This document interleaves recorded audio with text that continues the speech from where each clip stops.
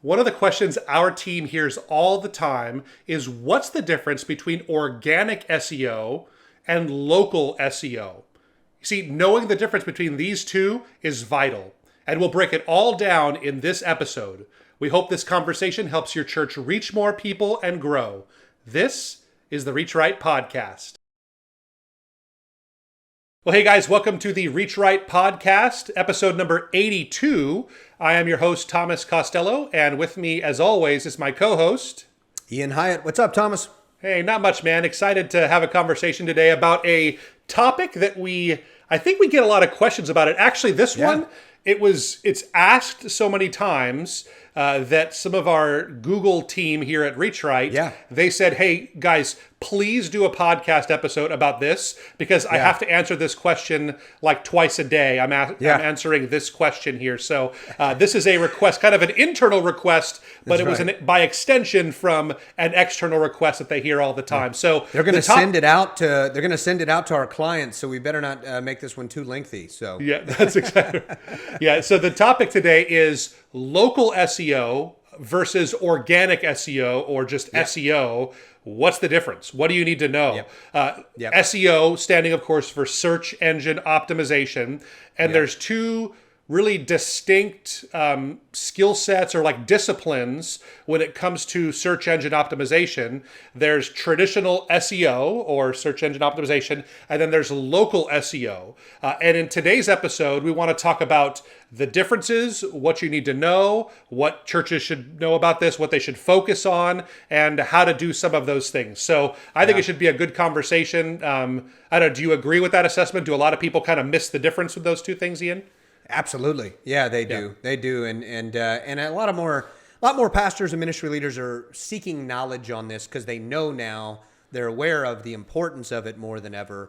Right. It's good there is a differentiation between the two. So, yeah. Yeah. I think you're right.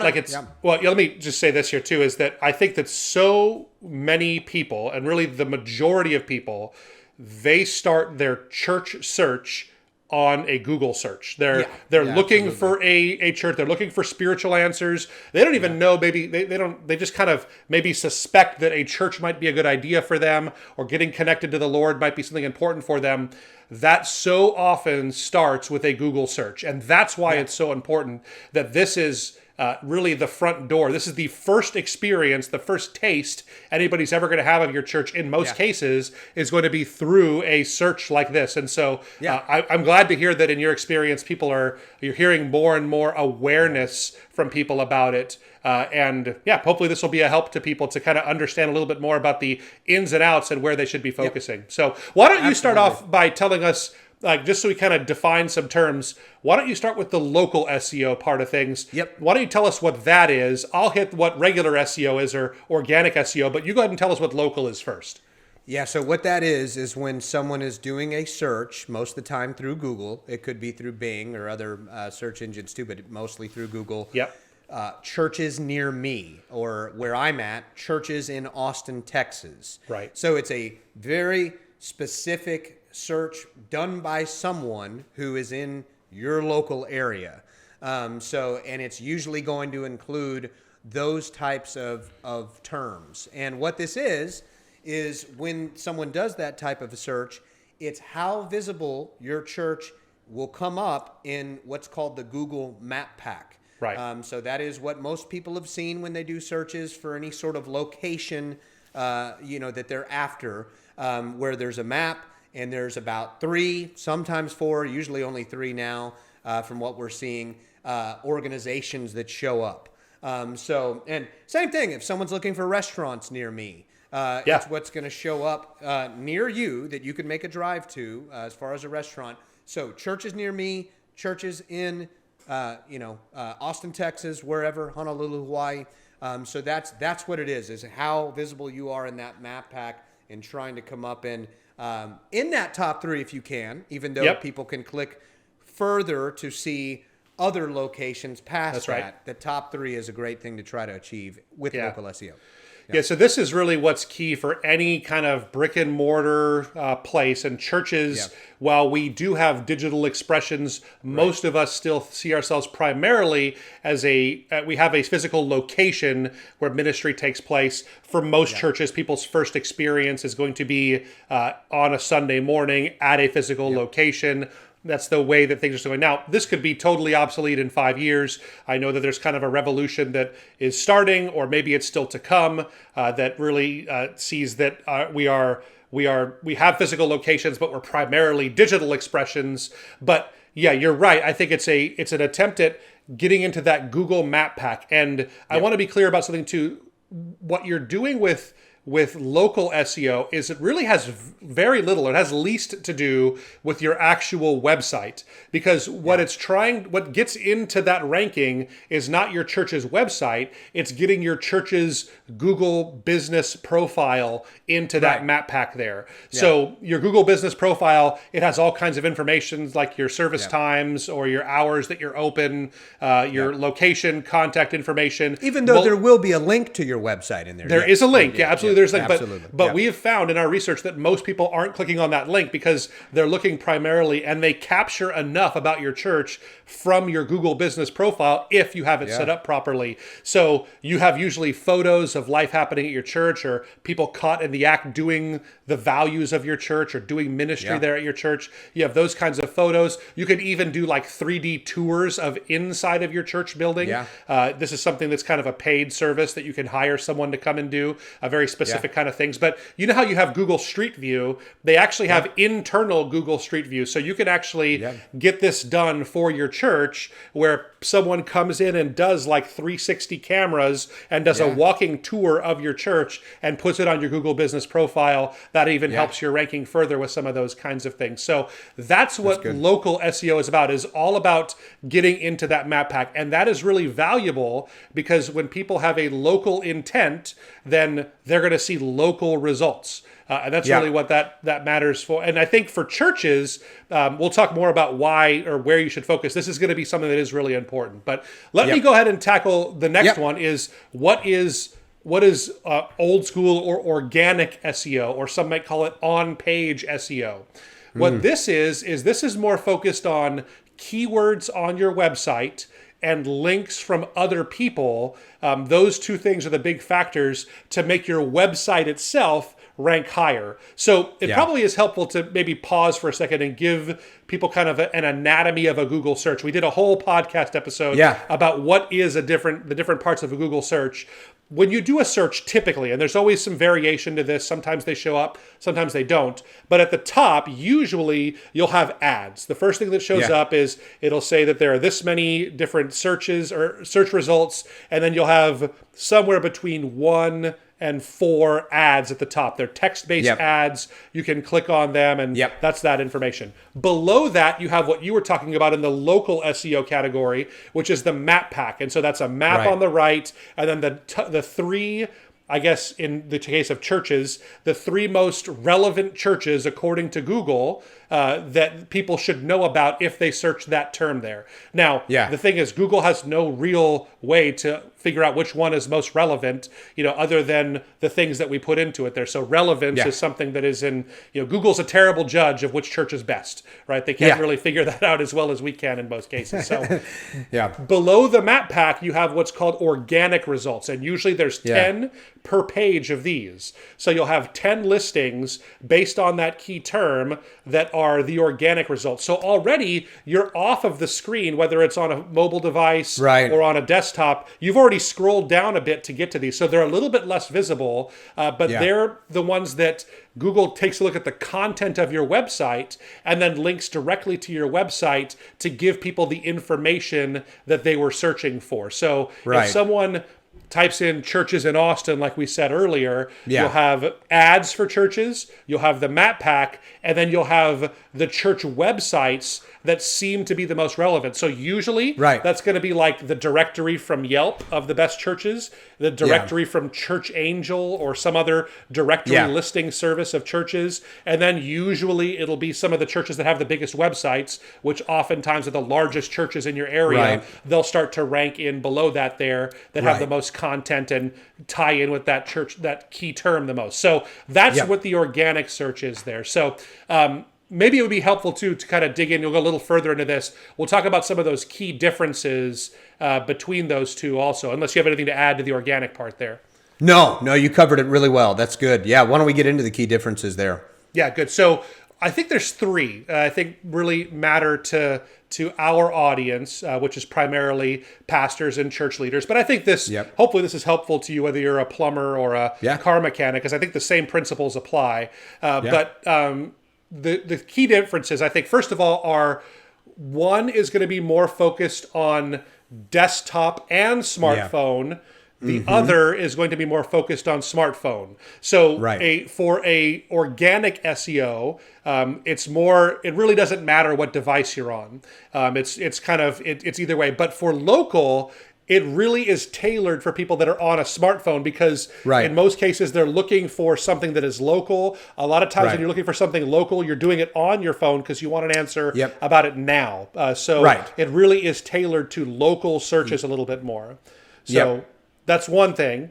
I think beyond that, here's probably one of the biggest ones, is that it's research versus decisions. So people that are showing up in the organic search, a lot of times that's more research focused. So if someone types in something like, what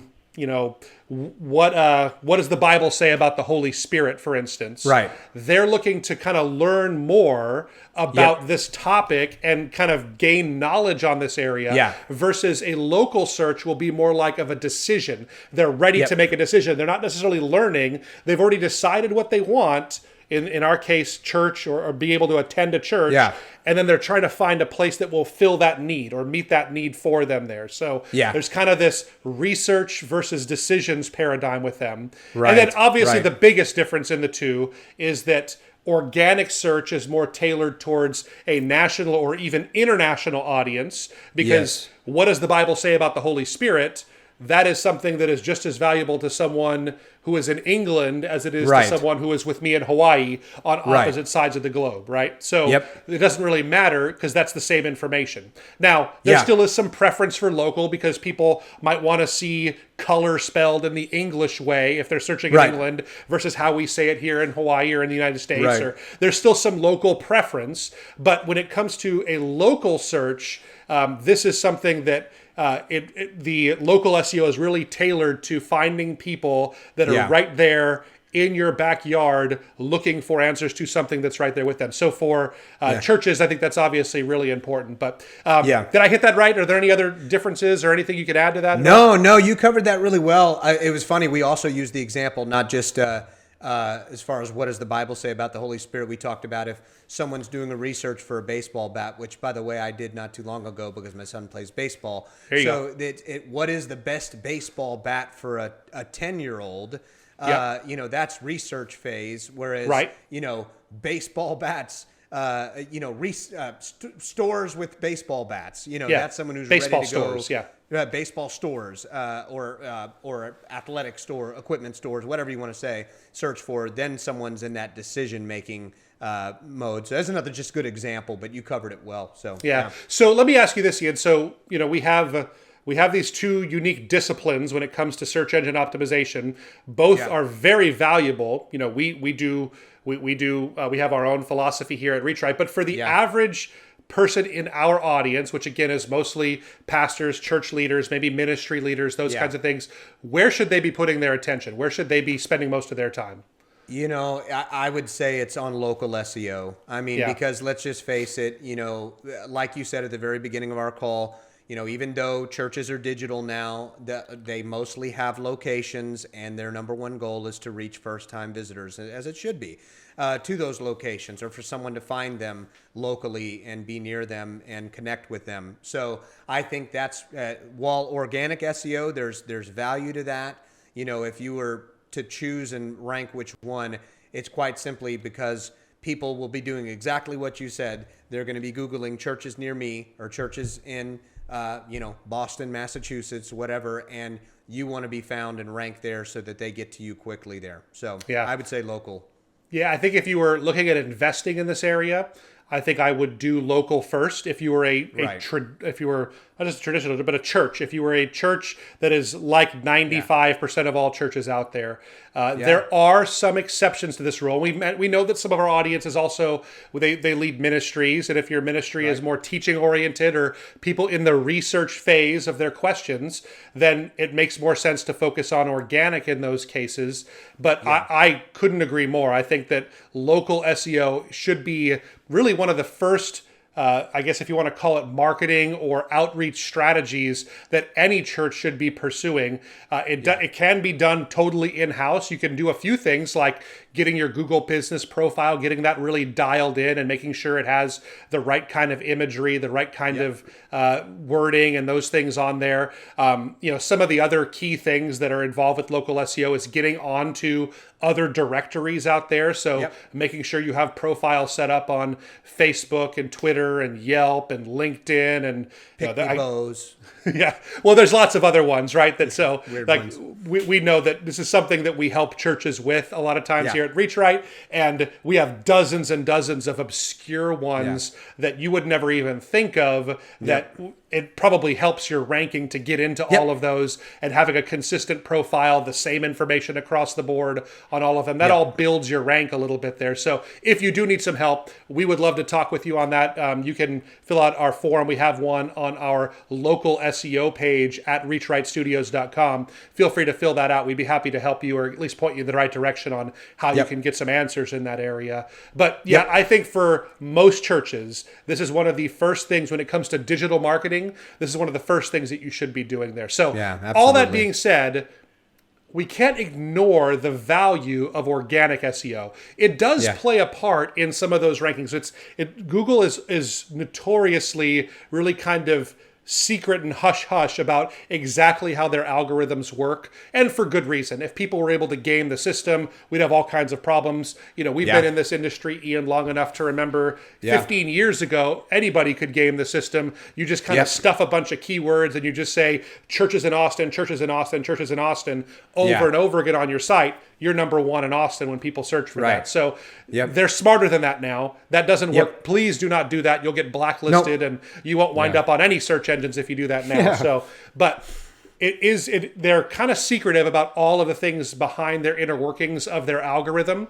But we do see some evidence that what you do on your site for regular organic SEO does play a part in how you rank in your local SEO as well. So pay attention to that. I think that there is also value to be had if you're creating content that is something that reaches a much broader audience. At my church that I pastored in Madison, Wisconsin, they still do have to this day, a post that I wrote. It was called something to the effect of, whatever you do, don't share that post that says share this if you love Jesus. That was the name of it. And to this day, this post is getting dozens of hits every single day. I wrote this probably 6 or 7 years ago at this point now. So it's still getting lots and lots of traffic. And the message of it is still true. Don't share that post that says share this if you love Jesus. But the point of all that is that we got all kinds of eyes on some of our content, and a lot of those people stayed around on the site. They got onto other pages of content. They listened to a message. They engaged with our ministry. We had people that we were connecting with, and this is definitely a possibility. You're creating, if you're a church, you're creating sermon content probably every single week. Well, that actually is valuable to an audience in Florida, in Honolulu, in India. There's people all over the world that might have real value in hearing some of your sermons. So don't just neglect it. I think it's a really big opportunity. But if our primary goal with SEO is to help people take that step into the life of your church, local is the first place you should focus. That's it. That's it. Good stuff, man. No, I think we've done it, and short and sweet with this one. Hopefully it's a good resource for people, and been very impactful. Awesome. If it has been helpful to you guys, it would mean so much to us if you would rate, review, subscribe, leave a comment down below. Let us know that it was helpful. That really helps us to get the word out there about this REACHRIGHT podcast. And we just want to thank you guys so much for being a part of our REACHRIGHT family. We couldn't do this without you. Thanks for being a part. We hope to catch you next week. See ya.